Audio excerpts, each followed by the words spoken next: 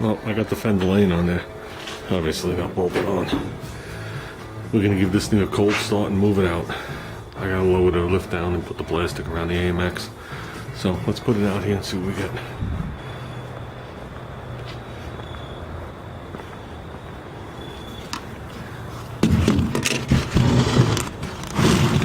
There's my tripod for the day. So let's see how it is.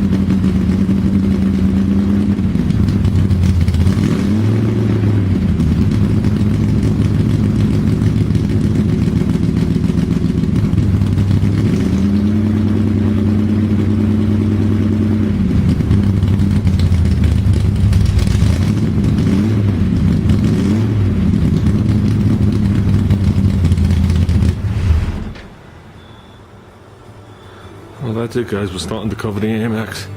I went to the deep pot and I bought drop cloths. These are like 1 mil thick, you know. They're like 1 level thicker than cellophane. But I bought these. These were 10 feet by 20. The AMX is very short.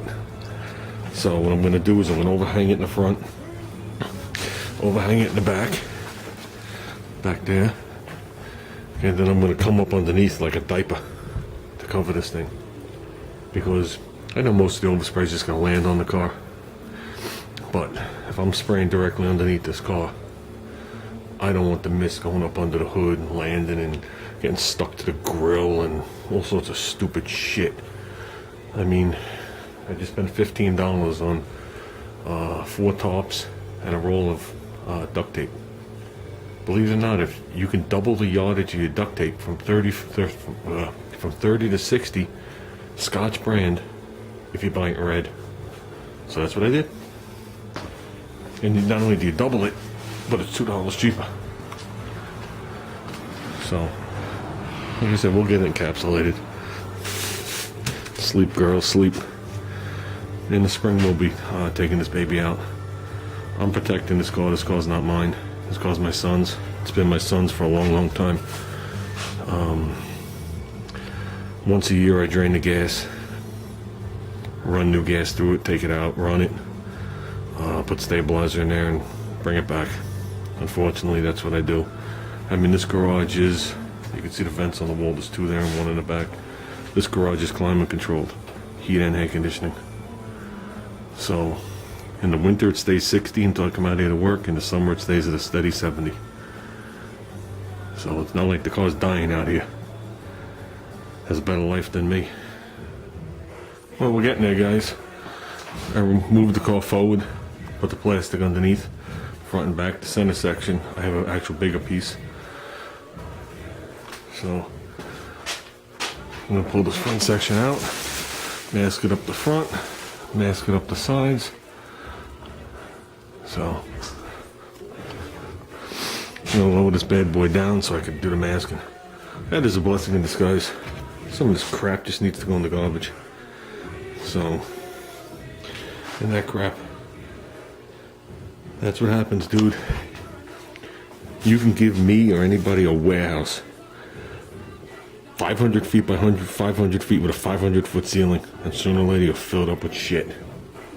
So, believe it or not, I've gotten rid of cars because I'm short on room. And that's what keeps me from getting another one. So I'd like another one. I still want to do a rat rod, guys. But I have absolutely positively nowhere to keep it. Nowhere. Oh, we're getting there, guys. The top is completely covered. The bottom, I don't know where I can stand now at this point.